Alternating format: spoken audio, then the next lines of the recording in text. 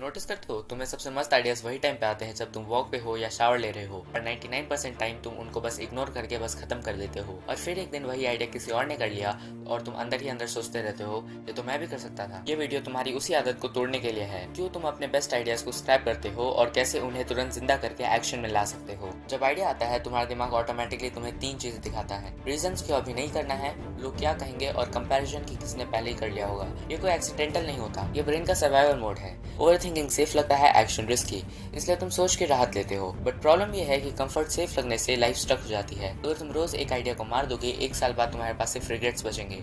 और एक और cheat, perfection trap. Perfect start का वेट तुम्हें इनफाइनाइट डिले में फंसा देता है।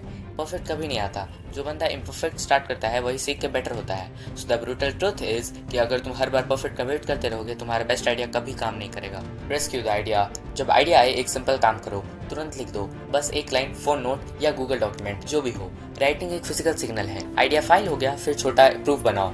60 सेकंड रील, एक स्क्रीनशॉट, एक हेडलाइन, कुछ भी हो जो बोल दे कि आइडिया अलाइव है। पब्लिश करो, लोग क्या बोलते हैं देख लो।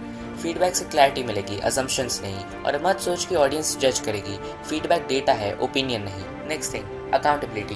किसी एक दोस्त को बोल दो कि तुम्हें जो चेक करे। पब्लिक अनाउंस करना जरूरी नहीं, पर एक बंदा जो तुम्हें पुश करे वो काम करता है। और टाइम बॉक्सिंग, बड़ा प्रॉमिस मत करो, रोज 30 to 45 मिनट्स रियलिस्टिक है।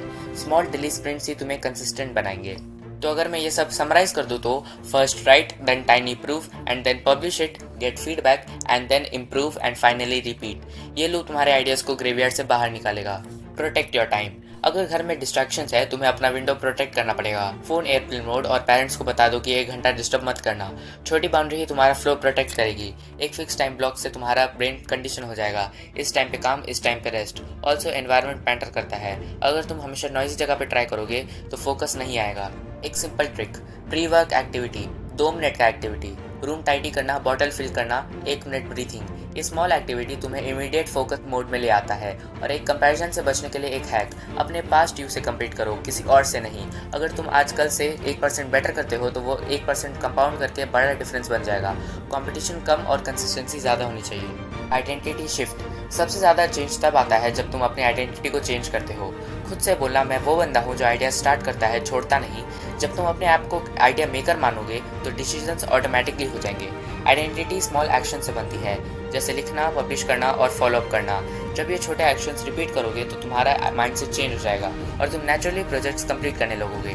और हाँ, परमिशन का इंतजार छोड़ दो, किसी से परमिशन तुम्हें कभी नहीं मिलेगी, तुम्हें खुद को परमिशन देनी पड़ेगी। परफेक्ट टाइम नहीं आएगा, अभी स्टार्ट करना ही परफेक्ट डिसीजन है। इसलिए अभी फ़ोन उठाओ और एक लाइन लिखो, एक आइडिया, एक हेडलाइन, बस एक। उसके बाद 30 मिनट्स में उसका स्मॉलेस्ट प्रूफ बनाओ। अगर तुम अभी लिख दोगे तुमने वो आइडिया रेस्क्यू कर लिया।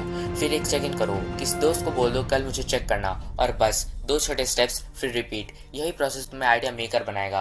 परफेक्ट टाइमिंग का मिथ छोड़ दो, आइडिया आना कॉमन है, आइडिया को जिंदा रखना रेयर है। अगर तुम अपना विंटर आर्क को वेस्ट नहीं करना चाहते तो एंड स्क्रीन पे एक तुम्हारे लिए वीडियो है जो तुम्हारी रूटीन को और टाइट करेगा, देखना जरूर। अब जाओ, एक लाइन लिखो, बस लिखो, और एक्शन से ही चेंज आएगा।